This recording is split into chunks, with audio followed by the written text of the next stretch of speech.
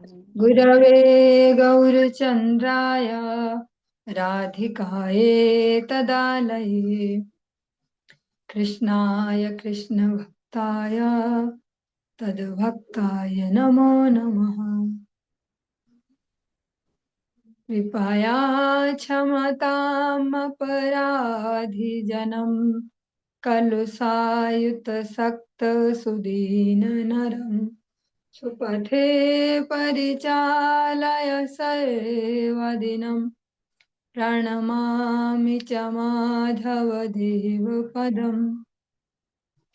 तव कृपाकर्ण आमार संबल तव कृपा बिने नहीं अन्य बल।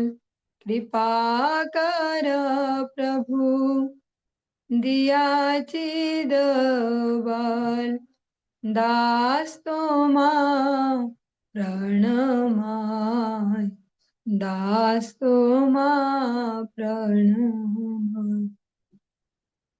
सर्वप्रथम भगवान के अभिन्न प्रकाश विग्रह श्री गुरुपाद पद्म पूज्य पात्र दंडी स्वामी अष्टोत्तर सत श्री श्रीमद भक्ति प्रसाद विष्णु गोस्वामी गुरुदेव महाराज के पावन श्री चरण कमलों में असंख्य कोटि दंडवत ज्ञापित करते हुए उनकी अहेतु की कृपा प्रार्थना करती हूँ। वे अपनी कृपा वर्षण करें जिससे निज कर्ता अभिमान भाव को छोड़कर एकमात्र उनकी वाणी के वाहक के रूप में अपना परिचय दे सकूं। परम गुरुदेव नित्य लीला पृष्ठ विष्णुवाद श्री श्रीमद भक्ति दयित माधव गोस्वामी महाराज परमेष्ठि गुरुदेव जगत गुरु भक्ति सिद्धांत सरस्वती गोस्वामी ठाकुर प्रभुपाद व समस्त गुरु परंपरा जयुक्त हो। सपार्षद श्रीमन नित्यानंद प्रभु श्री गौर हरि वृंदावन विहारी श्री राधा गोपीनाथ भगवान जयुक्त हो। हम सभी पर अपनी कृपा वर्षण करें जिससे भगवान के पवित्र नाम और हरि गुरु वैष्णव सेवा में हम सभी की रुचि उत्पन्न हो सके। सायकालीन कक्षा में हम श्रवण करें श्री चैतन्य भागवतम इसका मध्य खंड और उसमें भी आज जो 18वां अध्याय है इसको हम श्रवण कर रहे हैं और इसकी आज 54वीं पयार से हमने प्रारंभ करना था किंतु फिर से थोड़ा सा विषय वस्तु से संबंधित हो सके इसलिए 50 नंबर पयार से आज प्रारंभ कर रहे हैं। क्षण के नारद काच काचिया श्रीवास प्रवेशिला सभा माझे करिया उल्लास महादीर्घ पाका दाढी फोटा सर्व गाय वीणा कांधे कुश हस्ते चारी दिके चाय रमाई पंडित कक्षे करी आसन हाथे कमंडलु पाछे करिला गमन बसिते दिलेन राम पंडित आसन साक्षात नारद येन दिल दर्शन। जो प्रसंग हम श्रवण कर रहे हैं एक बार फिर से स्मरण करते चले। महाप्रभु जो श्री गौर सुंदर आज रुक्मणी जी के वेश में नृत्य करने वाले ऐसे एक नाटक का अंक वहां सब भक्त करने वाले हैं उसका ही हम वर्णन सुन रहे हैं कि सबको अलग अलग रोल दिए गए। सब अपने अपने रोल के हिसाब से सबने जो बिहार से अपने वसन भूषण है वे धारण किए वस्त्र हो आभूषण हो वेश रचना वैसी की। और जब ये प्रारंभ होने ही वाला था तो जो प्राथमिक जो शुरू का जो दृश्य वो कैसा है जब श्रीवास पंडित है उनको नारद जी का रोल मिला है जिनके वे अवतार हैं ही नारद जी श्रीवास पंडित जी के रूप में भगवान के साथ लीला कर रहे हैं क्योंकि भगवान की ऐसी कोई लीला नहीं कोई ऐसा भक्त नहीं जहाँ नारद जी जहाँ उपस्थित न हो। एक क्षण के बाद नारद के वेश में श्रीवास ने उल्लास पूर्वक सभा में प्रवेश किया। बड़ी लंबी सफेद दाढ़ी हमने जो बचपन से ऐसे टीवी में देखा है ना तो देखा नहीं है दाढ़ी वाले कभी नारद जी को ऐसे ही देखा है कि एक अजीब सी चोटी वाला बाबा जी होते हैं और वो ऐसे कपटी टाइप के लगते हैं कब किससे चुगली करूं कहाँ आग लगाऊं ऐसा वैसा ही दर्शन किया बचपन से टीवी सीरियल से जहाँ से भी सुना है ऐसा ही देखा है। लेकिन यह बिल्कुल उससे विपरीत ऐसा दिया है वेश रचना को। बड़ी लंबी सफेद दाढ़ी, सारे शरीर में तिलक रचना, कंधे पर वीणा और हाथों में कुश के साथ वे प्रविष्ट हुए। और प्रवेश करके वे चारों ओर देखने लगे। उनके पीछे बगल में आसन दबाए और हाथ में कमंडलू लिए रामाई पंडित आए। राम पंडित ने उन्हें बैठने के लिए आसन दिया।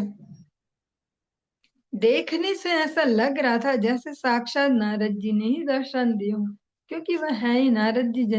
नारद जी का रोल प्ले करेंगे तो कोई अंतर कैसे लगेगा कि शायद कुछ और ही है। अभी थोड़ा सा ना ये एक्टर जो है ना ठीक से समझ नहीं पा रहा कैरेक्टर को, ऐसे भाव नहीं दे रहा। जब वो स्वयं ही वही है तो फिर उन्हें कुछ आर्टिफिशियल नहीं करना पड़ेगा। श्रीवासेर वेश देखी सर्वगण हासे,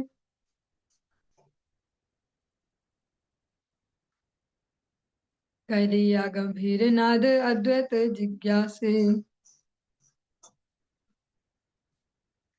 के तुम्ही आई लाए था कौन वा कारण, श्रीवास बले न सुन कहिए वचन, नारद हमारे नाम कृष्णेर गायन, अनंत ब्रह्मांडे आमी करिए भ्रमण, वैकुंठ गे लांग कृष्ण देखी वार तरे, सुनी लाम कृष्ण गेला नदिया नगरे, शून्य देखी लाम वैकुंठेर घर द्वार, गृहिणी गृहस्थ नाही नाही परिवार, ना पारी रहिते शून्य वैकुंठ देखिया, आई लाम आपन ठाकुर संग लिया, प्रभु आजी नाचिवे न धरी लक्ष्मी वेश, अतएव ए सभाया अमर प्रवेश।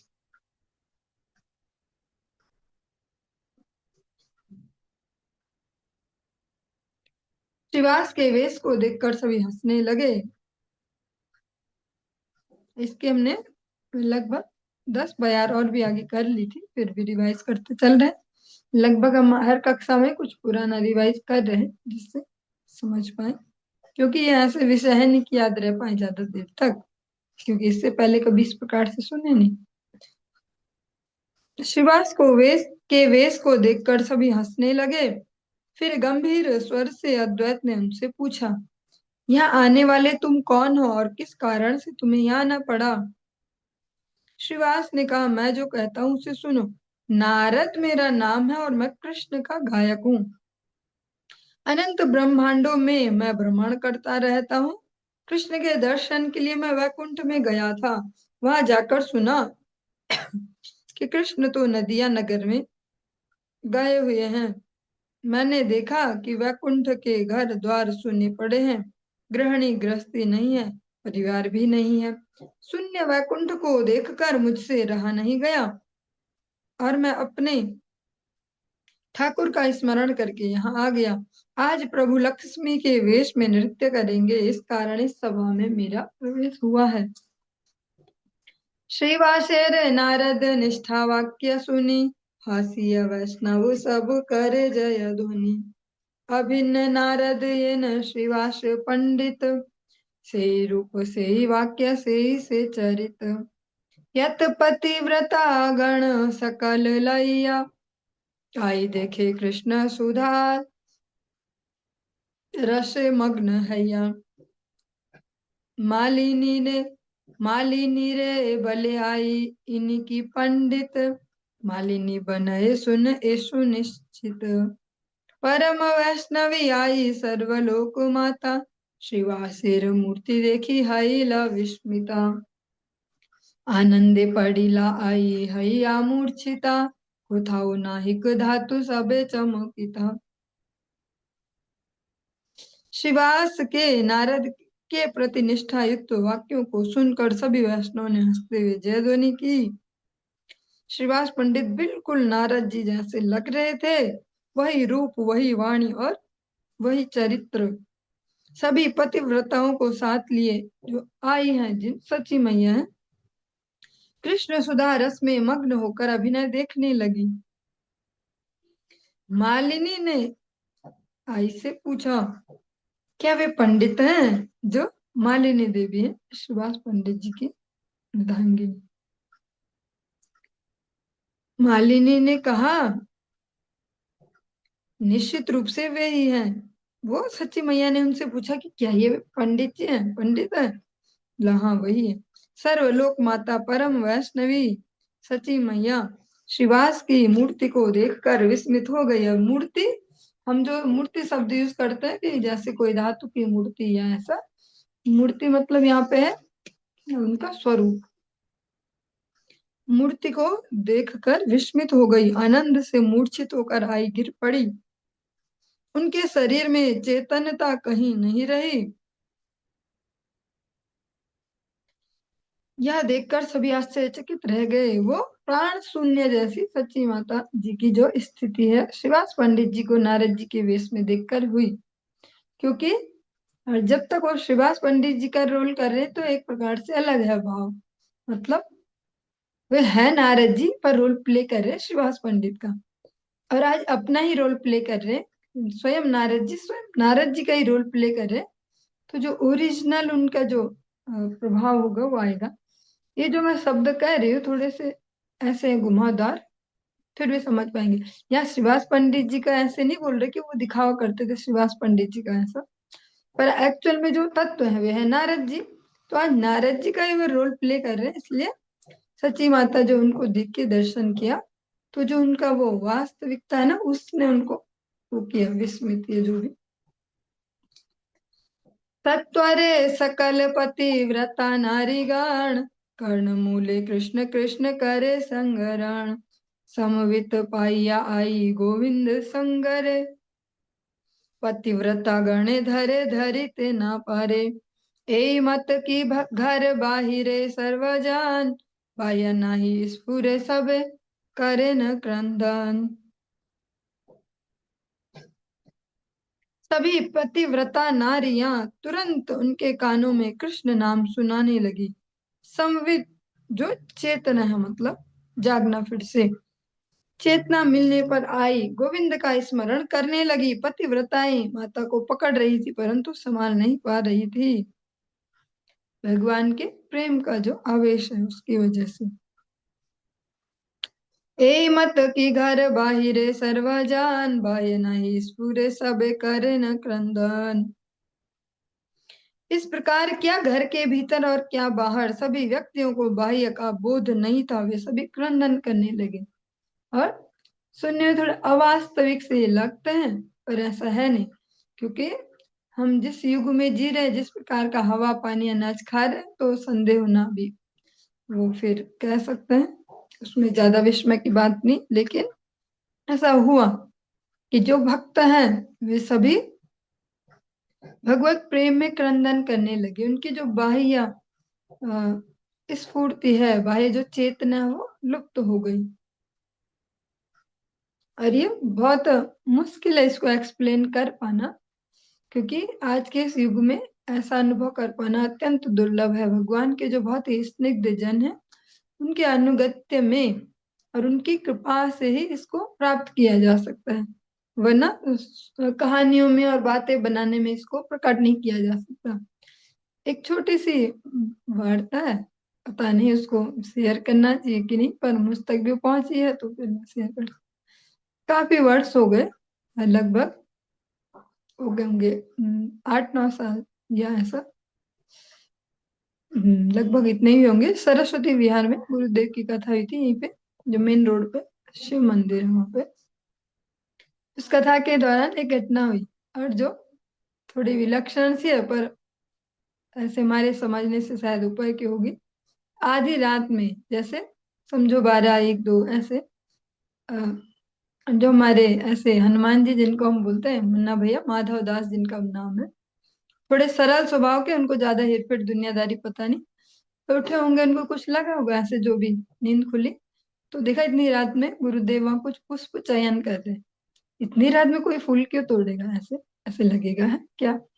उसने उन्होंने पूछा होगा क्या कर रही, बोला कुछ नहीं कुछ नहीं, तुम जाओ सो जाओ सो जाओ ऐसा। तो उन्होंने सरल भाव से सुबह बताया होगा प्रभु जी को, पता नहीं गुरु जी क्या कर रहे थे ऐसी रात में ऐसे। ये वाला एग्जाम्पल इसलिए दिया, ये समझ में आया भी नहीं होगा, आएगा जो भी हो भगवत कृपा। पर जो ये विषय वस्तु है ये हमारे बाह्य जगत के जो एक्सपीरियंस है ना, बहुत सारे एक्सपीरियंस ले लेके सालों से हम जमा करते हैं और लगता है हम बहुत अनुभवी हो गए, पर उन सब के द्वारा भी इस विषय को पकड़ना बहुत मुश्किल है।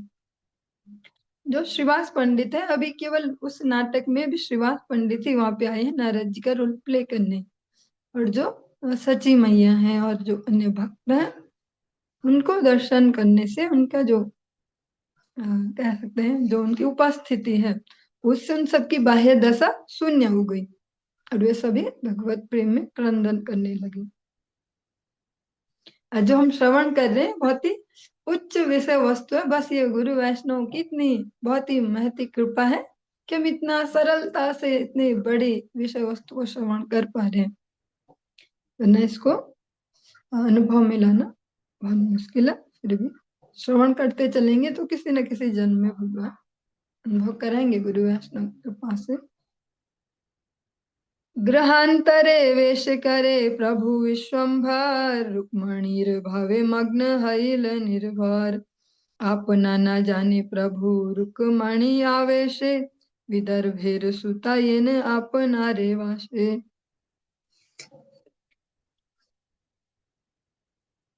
नयनेर जले पत्र लिखाए आपने, पृथ्वी हैल पत्र अंगुली कलमे, रुक्मणीर पत्र सप्त श्लोक भागवते, ये आछे पढ़ाए ताहा कांदिते कांदिते, गीत बंधे सुन सात श्लोकेर व्याख्यान, ये कथा सुनिले स्वामी हय भगवान। दूसरे घर में मतलब जो अभी घर बोला जा रहा है हमारे बीच में, जो उत्तर भारत में तो घर बोलेंगे कि दूसरे का घर, ऐसा ही जो यहाँ पे दूसरा घर जो बोला जा रहा है वो दूसरा कमरा है, उसका मतलब कि जो दूसरा कक्ष है। दूसरे घर में प्रभु अपनी वेश रचना करते करते रुक्मणी के आवेश में एकदम तन्मय हो गए। रुक्मणी के आवेश में प्रभु अपने आप को भूल गए और स्वयं को विदर्भ राज की कन्या स्वरूप मानने लगे। आंखों के आंसुओं से उन्होंने स्वयं पत्र लिखा, पृथ्वी बनी कागज और उंगली बनी कलम। भागवत के 7 श्लोकों में रुक्मणी के पत्र के बारे में जो लिखा हुआ है उसे ही वे रोते रोते पढ़ रहे थे। गीत के रूप में उन 7 श्लोकों की व्याख्या सुनो, जिसे सुनने से भगवान स्वामी बन जाते हैं। जो रुक्मणी जी ने भगवान के लिए पत्र लिखा, जिसको एक प्रकार से कथा में हम सुनते हैं ना, भगवान के लिए प्रेम पत्र लिखा था रुक्मणी जी ने, ऐसा। रुक्मणी जी के जो भाई हैं रुक्मी, उन्होंने जब शिशुपाल से उनका विवाह पक्का कर दिया कि अब द्वारकाधीश से नहीं होगा विवाह, ऐसा, तो जो उन्होंने भगवान के लिए प्रेम से जो संदेश भेजा, वो जो श्लोक है उनको आज भगवान वो रुक्मणी जी के आवेश में आके उनको धरती पर लिख रहे हैं अपनी उंगली से, ऐसे ऐसे। ऋत्वा गुणान् भुवन सुंदर शृण्वतां ते, निर्विश्य कर्ण विवर हरतोऽङ्गतापम्, रूपं दृशां दृशत दृश्यमतामखिलार्थलाभं, त्वय्यच्युताविशति चित्रं पत्रपं मे। ये प्रथम श्लोक है उसका। रुक्मणी जी ने प्रारंभ जहाँ से किया बहुत इंटरेस्टिंग है। जितने भी अभी हम इस कक्षा में सबने बॉलीवुड मूवी सबने देखी होंगी, सबके टाइम पे टीवी आ गया था, कभी किसी ने फ्राइडे देखी होगी, कभी सैटरडे, ऐसे पिक्चर चलती थी ऐसे। तो हम उस एंगल से, या इससे पहले चलते थे उपन्यास, वो मोटे मोटे अलग अलग टाइप के अजीब अजीब से, क्योंकि जिनके सन्निधि में मेरा बचपन गुजरा वहां पे जो एक नानी थी उनके पास भी बहुत सारे रहते थे, तो बहुत कम एज में ही वो पढ़ भी लिए थे, वो समझ में कुछ नहीं आए पर उनके साथ बहुत सारी बुक्स पढ़ी ऐसे, भगवान की कृपा से पढ़ने की वहीं से ज्यादा वो लगा, सिर्फ पढ़ो पढ़ो ऐसे। जो भी हम इस जगत में प्रेम, जो स्त्री पुरुष ऐसे प्रेम की जो परिभाषा लेते हैं वो लेते हैं ऐसे ही, जो ऐसे कोई कहानियों में सुना होगा ऐसा ऐसा, कितने ऐसे देखा और देख के ऐसे प्रेम हुआ ऐसे, लेकिन यह रुक्मणी जी भगवान को जो कहते हैं, इसका जो व्याख्या उसमें कहते हैं, श्रृंगार सुंदर रुक्मणी के भाव में विभावित होकर अश्रु जल का विसर्जन करने लगे। उस अश्रु जल ने स्याही का स्थान ग्रहण किया। जो आज वो स्याही है वो भगवान श्री गौर सुंदर के आंसुओं से वो स्याही बनी है। पृथ्वी तल ने पत्र और जो भूमि है उसको उन्होंने कागज बनाया है, और हाथ की उंगलियों ने लेखनी का कार्य किया, उंगली से लिख रहे हैं। हे भुवन सुंदर अच्युत, जो प्रथम श्लोक है इसका ये शब्दार्थ है। हे भुवन सुंदर अच्युत, आपकी कथा सुनने वाले व्यक्तियों के कर्ण रंध्र पथों से हृदय में प्रवेश करके अंगताप को हरण करती है। लोगों से तो नहीं होगा, मतलब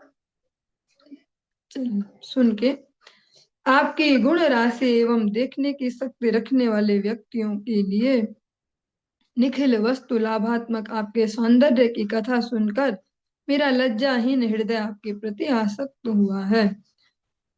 इस जगत में जो भी हम प्रेम के यहाँ से वो लेते हैं परिभाषा, वो सकल से ही लेते हैं अधिकतर, ऐसे कि देख कर, या कोई सा भी गुण भी हो जो देख के कि ऐसा देखा और प्रेम हुआ।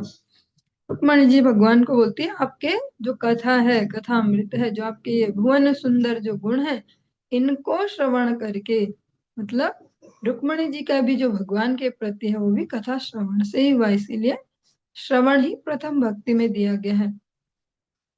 आज ही अभी बहुगुणा माता जी शायद उनको आगे फॉरवर्ड करती है, मैसेजेस आते हैं अलग अलग आचार्यों के, उनमें से वो जो अभी बिल्कुल नाम तो नहीं आ रहा, शायद पूज्यपाद श्री भक्ति जीवन आचार्य महाराज जी होंगे, उनका कोटेशन था कि ज्यादा कुछ नहीं करना है, बस सुनना है, कथा को सुनना है, उसमें तो जोर भी नहीं लगेगा और पता भी नहीं चलेगा कब भगवान से हमें प्रेम होने लगा। ऐसे श्रवण ही पहली भक्ति है, और जब सुनते जाएंगे सुनते जाएंगे सुनते जाएंगे, भगवान कानों से हृदय में प्रवेश करके और वहां जो कलमश बैठे उनको धोते हैं और वहां अपने बैठने के लिए जगह बनाते हैं और बैठ जाते हैं। सदा सेव्या श्रीमद् भागवती वार्ता यश श्रवण मात्रेण हरिश्चित्तम समाश्रयेत। सुनने से ही हरि चित्त में विराजित हो जाते हैं। तो करना कुछ ज्यादा नहीं है, कुछ आकाश पाताल एक करना है, ऐसा जो डायलॉग है रात दिन एक करना है, भगवान की कथा को निरंतरता से सुनना। और क्योंकि जो भक्ति राज्य इसमें कुछ ऐसा नहीं है कि झटके से और एक दिन में ज्यादा जोर लगाया पहुंच गए, यह तो भैया धीरे धीरे धीरे धीरे टिकाऊ वाला काम है। तो निरंतर श्रवण करते रहेंगे, कानों से भगवान हृदय में जा जाके वहां के कल्मशों को हटा के फिर वे जो मुकुंद है वे वहां बैठते हैं हृदय में। रुक्मणी जी भी कहती है, आपके जो भुवन सुंदर गुण है इनको श्रवण करके मेरा जो चित्त है वो आपके श्री चरणों में आसक्त हुआ है। सुनिया तुम्हारे गुण भुवन सुंदर, दूर भेल अंग ताप त्रिविध दुष्कर, सर्वनिधि लाभ तोर रूप दर्शन, सुखे देखे विधि आरे दिले लोचन। निया दुसिहा तोर यशेर बाखान, निर्लज हैया चित्त या तु स्थान, कोन कुलवती धीरा छे जग माझे, काल पाई तुम्हारे चरण नहीं भजे, विद्या कुलशील धन रूप वेश धामे, सकल विफल हया तुम्हार विहने, मोर द्राष्ट्र क्षमा कर त्रिदशेर राय, ना पारी राखीते चित्त तुम्हार मिशाय, एते केवरिल तोर चरण युगाल, मन प्राण बुद्धि तोहे अर्पिल सकल, पत्नी पद दिया मोरे कर निज दासी, मोर भागये शिशु पालन हुक विलासी, कृपा करी मोरे परिग्रह करनाथ, येन सिंहा भाग नहे श्रीगाले रे साथ, व्रत दान गुरु द्विज देवेर अर्चन, सत्य यदि सेवी आचो अच्युत चरण। तबे गदाग्रज मोर हऊ प्राणेश्वर, दूर हऊ शिशुपाल एवे मोर वार, एई मोर वर। काली मोर विवाह हईब एन आछे, आज झाट आई सह विलंब कर पाछे। गुप्ते आसी रही व विदर्भपुर काछे, शेषे सर्व सैन्य संगए आशी वे समाजे। चैद्य साल्व जरासंध मथिया सकाल, हरिवेक मोरे देखाइया बाहुबल। दर्प प्रकाशेर प्रभु एई से समाय, तुमार बनिता शिशुपाल योग्य नाय। बिनि बंधु वधि मोरे अइबा अपने, ताहार उपाय बलो तुमार चरणे। विवाहेर पूर्व दिने कुल धर्म आछे, नव वधु जन आय भवानीर काछे। से अवसरे प्रभु हरिवे आमारे, नामरिवा बंधु दोष क्षमिवा आमारे। याहार चरण धूलि सर्वांग स्नान, उमापति चाहे चाहे अतेक प्रधान। हेन धूलि प्रसाद न कर यदि मोरे, मरिव करिया व्रत बलिलु तुम्हारे। यत जन्मे पंग तुम्हार अमूल्य चरण, तावत मरिव सुन कमल लोचन। चल चल ब्राह्मण सत्वर कृष्ण स्थाने, कह गया ए सकल मोर निवेदने। जो रुक्मणी जी की जो 7 श्लोकों में उन्होंने भगवान के लिए प्रार्थना की, वो पत्र भेजा, उसको ये वृंदावन दास ठाकुर जी यहाँ एक सरल सी भाषा में दे रहे हैं। हे भुवन सुंदर, आपकी गुण गाथा सुनकर दुष्कर त्रिविध अंग ताप दूर हो जाते हैं। भगवान की जो कथा है उसकी जो महिमा, उसको वर्णन किया है। भगवान की जो कथा है उसको सुन के त्रिविध जो ताप है वो सभी दूर हो जाते हैं। और ऐसा है भी, जो भगवान के स्निग्ध जनों से अगर भगवान की कथा सुने तो अवश्य हृदय की जो जलन है वो शांत हो जाती है, जो भी ऐसे त्रिविध ताप हो। बहुत सुंदर सा श्री गोपी गीतम में ब्रज गोपियां श्रीमती राधिका रानी सहित भगवान की इसी कथामृत का गुणगान करती हैं। तव कथामृतम तप्त जीवनम, कविभिरीडितम कल्मषापहम्। श्रवणमङ्गलम् श्रीमदाततं, भुवि गृह्णन्ति ते भूरिदा जना। जो भगवान की कथा है उसकी महिमा ब्रज गोपियां भी गाती हैं। यहाँ पर रुक्मणी जी भी भगवान की कथा की महिमा गाती हैं कि आपकी जो ये कथा को सिंसियरली सुनेगा अवश्य उसके हृदय के ताप शांत होंगे। अगर हमारे ताप शांत नहीं होते जा रहे हैं क्रमशः, तो मतलब हमारा श्रवण अभी बढ़िया नहीं है। श्रवण को पक्का करना पड़ेगा, फिर सारे ताप स्वयं दूर हो जाते हैं। आपके रूप दर्शन से सब निधियों की प्राप्ति हो जाती है।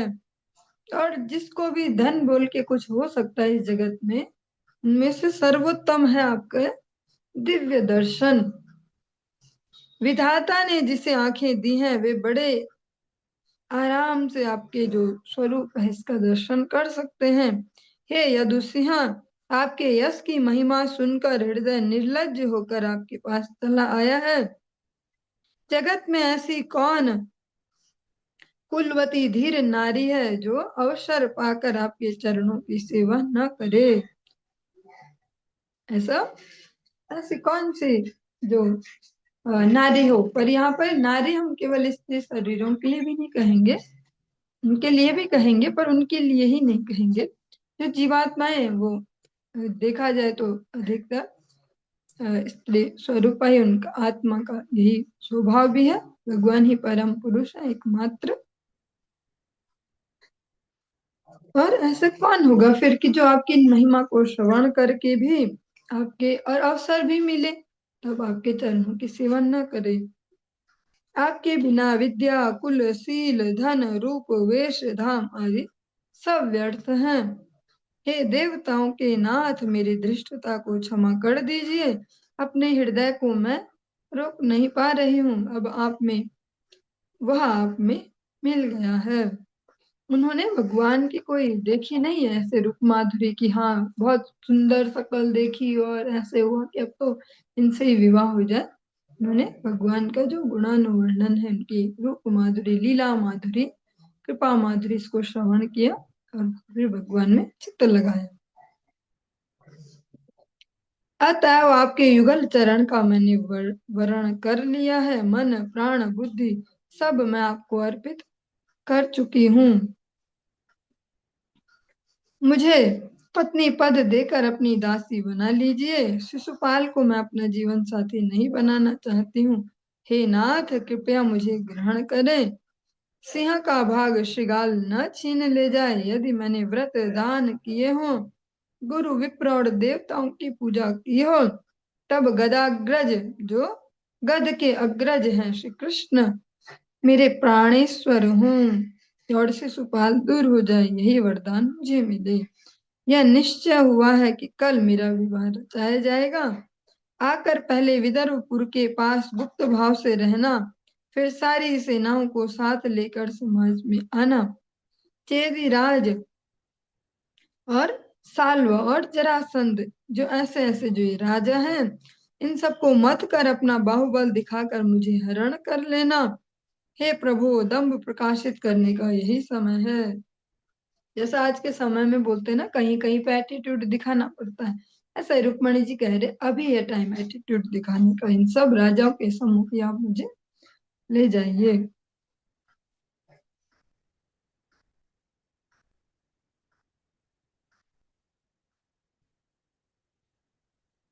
आपकी जो रुक्मणी जी स्वयं के लिए कहते हैं, जो आपकी प्रिया है, शिशुपाल के योग्य नहीं है।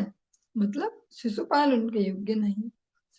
बंधु वध के बिना आप मुझे हरण कर लेना, मतलब किसी को नुकसान पहुंचाए बगैर जो मेरे कोई भी बंधु बांधव हो। इसका उपाय मैं आपके चरणों में निवेदन करती हूँ। कुल धर्म के अनुसार विवाह के पहले दिन नई वधु जो भवानी है उनके पास जाती हैं, उनके श्री मंदिर में। हे प्रभु, उसी अवसर पर आप मेरा हरण कर लेना। बंधुओं को मत मानना, मेरा दोष क्षमा कर देना। उमापति शिव सहित सभी महानुभावों को जिन चरण धूलि से सर्वांग स्नान करने की अभिलाषा रहती है, उस धूल को कृपा उस धूल की कृपा यदि आपने मुझ पर न की, तो मैं आपसे कह देती हूँ कि मैं जो है वो अन्न जल त्याग कर अपने प्राणों को त्याग दूंगी। हे कमल लोचन, सुन लीजिए, जन्म जन्मांतर तक मैं मरती रहूंगी, जब तक आपके अमूल्य चरण मुझे न मिल जाएंगे। और फिर वो जो ब्राह्मण देवता है जिनको ये पत्र दिया है, उनको कहती हैं, चलिए चलिए ब्राह्मण, चलिए शीघ्र ही श्री कृष्ण के समीप गमन कीजिए और जाकर मेरा यह सब निवेदन उनको सुना दीजिए।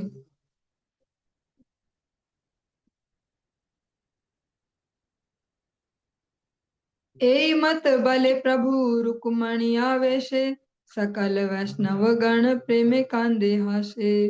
एन रंग हया चंद्र शेखर मंदिरे, चतुर्दिके हरि ध्वनि सुनी उच्च स्वरे।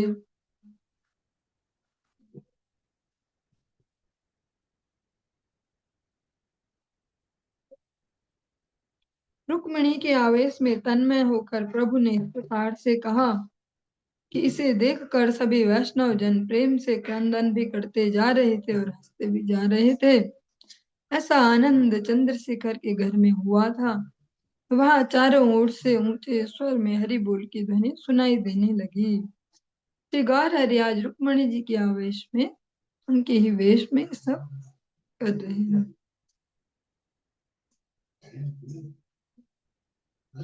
जाग जाग जाग डाके प्रभु हरिदास, नारदेर काचे नाचे पंडित श्रीवास। प्रभु हरिदास जागो जागो जागो पुकार रहे थे और नारद के वेश में श्रीवास पंडित नृत्य कर रहे थे। जैसा अभी हम ये ऐसे नाटक वाला जो ये वर्णन ऐसा सुन रहे हैं, ऐसे जो पहले भी हम श्रवण कर चुके हैं, एक दो दिन पहले भी डिस्कस किया था। तो ये ललित माधव और विदग्ध माधव जो सुंदर से ग्रंथ हैं, ये भी इस प्रकार से ही है। जैसे कोई मतलब वहां पे भी ऐसे ही कुछ प्रसंग है, कुछ वहां पे मंचन चल रहा है, ऐसी लीलाएं चल रही हैं, और उन्हें देख देख के फिर जो ऐसे मुखरा देवी हैं जो वो फिर मन में ऐसे दुखी होते हैं कि अरे मतलब वहां वो नाटक चल रहा है आगे कि जो जैसे जैसे उन सब ने किए हैं बिहेवियर, जैसे जैसे उनके व्यवहार थे, वो सब मंचन चल रहा है वहां कि ऐसे राधा रानी को ऐसा कष्ट देना या ऐसे ऐसे परेशान करना, जो जो भी अलग अलग प्रकार से।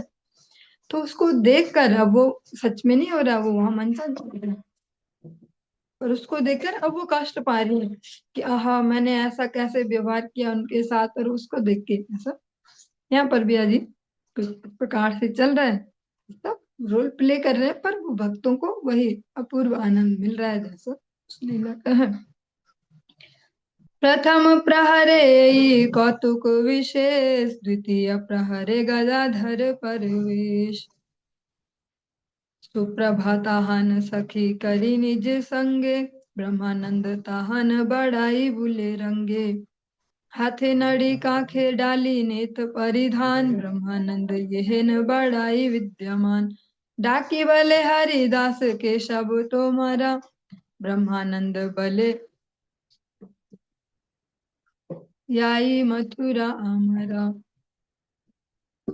शिवाश बलय दुई काहर वनिता, ब्रह्मानंद बल के ने जिज्ञास वारता। शिवाश बलय जानी वारे नायु आय, हय बलि ब्रह्मानंद मस्तक ढुलाय। गंगादास बले आजी को थाया रहिवा, ब्रह्मानंद बले तुम्हें स्थान खानी दीवा। गंगादास बले तुम्ही जिज्ञासीला बळ, जिज्ञासिया कार्य नाही झाट तुम्ही नळ। अद्वैत बलय एत विचारे की काज, मातृ समा पर नारी केने देहलाज। नृत्य गीते प्रिय बड़ हमारे ठाकुर, एथाया ना चाह धन पाई व प्रचुर। अद्वैतेर वाक्य सुनी परम संतोषे, नृत्य करे गदाधर प्रेम पर कासे। रमावेशे गदाधर नाचे मनोहर, समाया उचित गीत गाया अनुचार।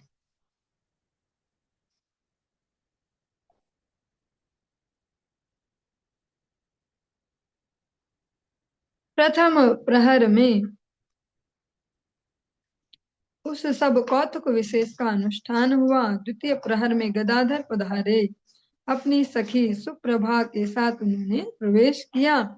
उनकी बड़ाई के रूप में, बड़ाई मतलब एक वृद्धा बुढ़िया, वृद्धा के रूप में ब्रह्मानंद उनके साथ मस्ती में घूम रहे थे। उनके हाथ में छड़ी, बगल में डलिया और परिधान में नेत वस्त्र थे जो रेशमी से ब्रह्मानंद जो बुढ़िया की भांति सज्जित हुए थे। पुकारते हुए हरिदास ठाकुर से कहा, तुम सब कौन हो? उत्तर में ब्रह्मानंद बोले, हम सब मथुरा जा रहे हैं। मतलब ब्रज लीला को वहां पे अभी वो क्या कह सकते हैं, मंचन चल रहा है ब्रज लीला का। हम सब मथुरा जा रहे हैं। श्रीवास ने पूछा, दोनों किन की प्रियाएं हैं? ब्रह्मानंद ने कहा, यह सब किस लिए पूछ रहे हो? श्रीवास बोले, क्या यह बात जानने योग्य नहीं है? हाँ, कहकर ब्रह्मानंद ने सिर हिला दिया। गंगादास ने पूछा, आज कहाँ रहोगी? उत्तर में ब्रह्मानंद बोले, रहने का स्थान तुम दोगे।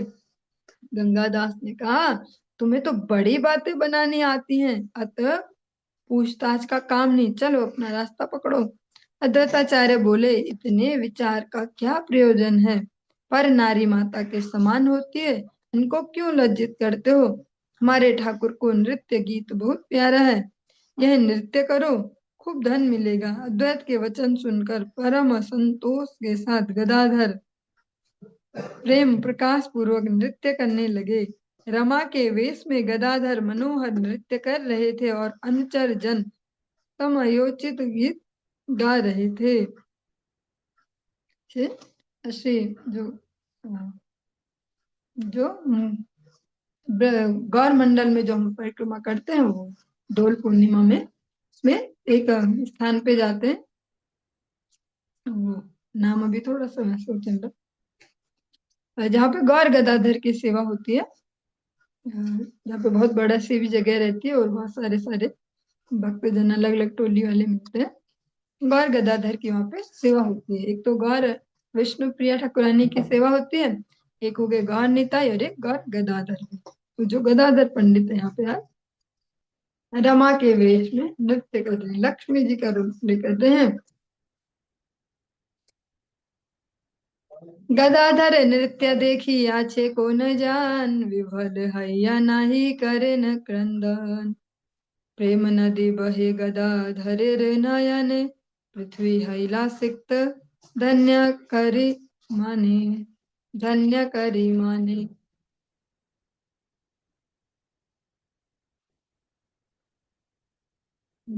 चापाहाटी उस जगह का नाम है।